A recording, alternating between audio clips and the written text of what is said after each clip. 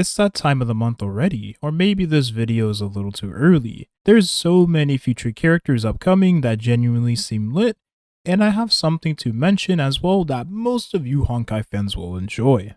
Part of the reason why I'm so much of a Bronia enjoyer is not because, well, no matter what game she's in, she's always a fun and good character. In the metas over time is why many players feel safe with pulling any character with a silver twin drill hairstyle.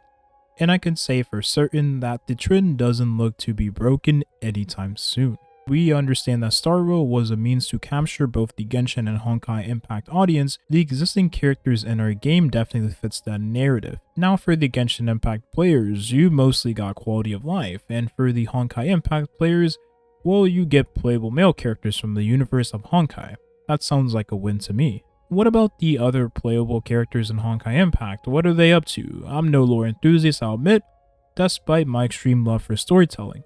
But it's safe to say that most of those characters are on their way at some point, and the truth is right in front of your eyes. Let me explain. I'm gonna state the obvious here, but Bronia is Russian. She's adopted, but her name is most certainly a Russian name. This will matter for later, so remember this.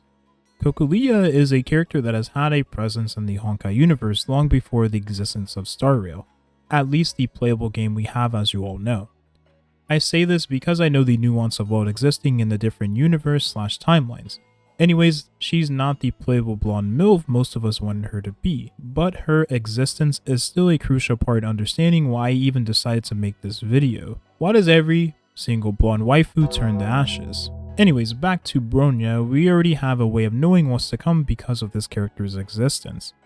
Genshin Impact's first region was Mondstadt, which was inspired by Germany, which explains all of the Germany is still a part of Europe. In Honkai Star Rail, our first region is based on Russia, or at least most of the region's design is influenced by Russia, which again is a part of Europe. The reason this is important is because Hoyoverse is known to throw patterns in their games in various different ways, some of which may age like milk and some unfolding as we currently speak. We're currently in the Zhengshou Luofu era in the game's lifestyle, so pretty much Liyue, which is heavily influenced by China.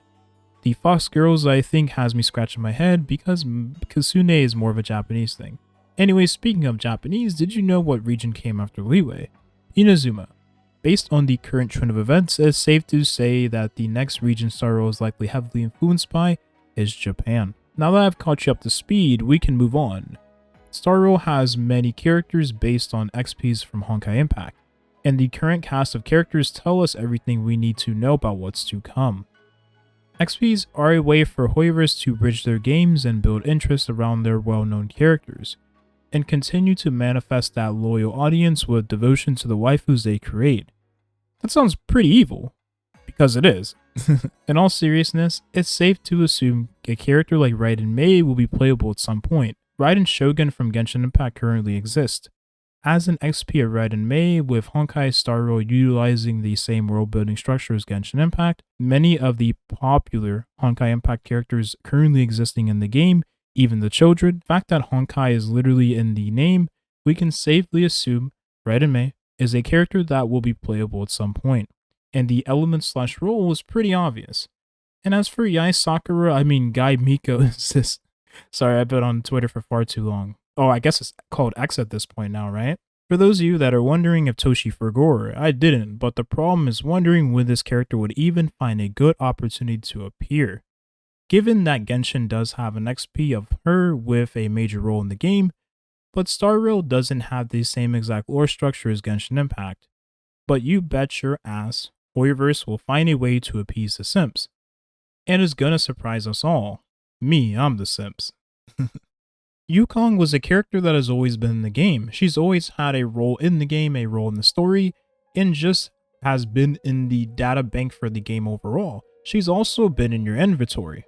You probably have this 4-star light cone, and if you don't have it, then you'll probably get it at some point. This light cone has Yukong on it, and we haven't had known that Yukong was going to be a playable character until she was revealed.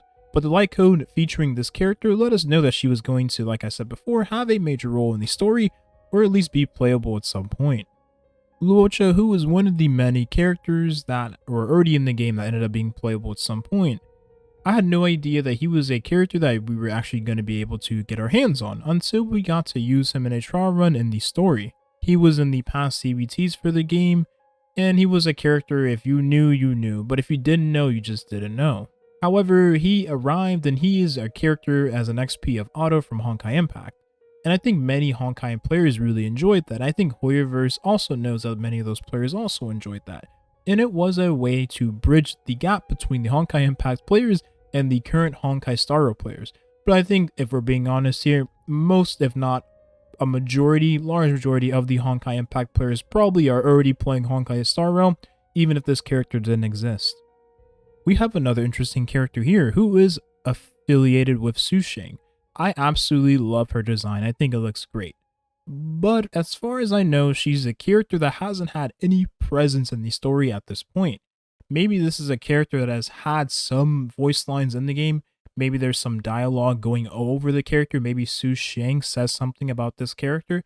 But as far as I know, that doesn't exist to my knowledge. However, we understand that due to all the effort put into the design of this character, or should I say NPC at this point, because we don't know whether or not she's playable, but I'm going to lean on the side of assuming she is playable just on the nature of how intricate her design is, the attention to detail put into that, and the fact of the matter is that she is featured on a light cone. And well, if the past is a indication of the future, at least one of those, then we can safely assume she is a playable character just like the rest of the other characters that were featured on light cones. Lastly, we have another character here. This seems like she's going to be a character that has a major role in the story. Of course, she is the character I'm currently anticipating the most because why else would I change my profile picture? But whether or not she's playable is a different story, and only time will tell if that stands true. Now, as I say in all my videos, leaks is something I can't really just throw out there. I don't want to risk getting my channel obliterated by Hoyoverse because I've seen it happen to many other creators. But all I can say is this is a character that seems like she's going to have a major role in the game at some point. Maybe an NPC or maybe a full-fledged character. And I know some of you like to mess with me a little bit. I found it a little hilarious, but a lot of you mentioned, hey Toshi, if a character is on a light cone, then what about this dog? If Peppy's on a light cone, doesn't that mean he's playable at some point? I mean, no, that's not necessarily true. I mean, he is an NPC in the game currently, and you do get to play with him a little bit in the beginning of the game, so I guess that is true to an extent. But he doesn't have a basic attack and an elemental skill as far as I know, and he definitely doesn't have a full-fledged ult animation. So I can safely assume he's not a playable character, or the looks to be of a playable character at some point. Himiko, another very important character to the lore of Honkai Impact. A character that had a very significant role in the story, that also had a very significant tragedy in the story. But all I can really say here is that she's a full-fledged playable character in Honkai Star Rail as well, and with a character that was from Honkai Impact that has had a major role in that game, and with her moving over to Honkai Star Rail, it's safe to assume with that knowledge that all the other major role Honkai Impact characters will appear at some point. So the copium lessens. Now I can go on, and Natasha is another XP from Honkai Impact. So with that in mind, it's safe to assume that there is more Honkai Impact characters to come because we already have so many now. And all of the Honkai Impact characters is what people are most familiar with. So I think Hoyoverse wants to build even more familiarity with their games, so they'll probably introduce more Honkai Impact characters as well.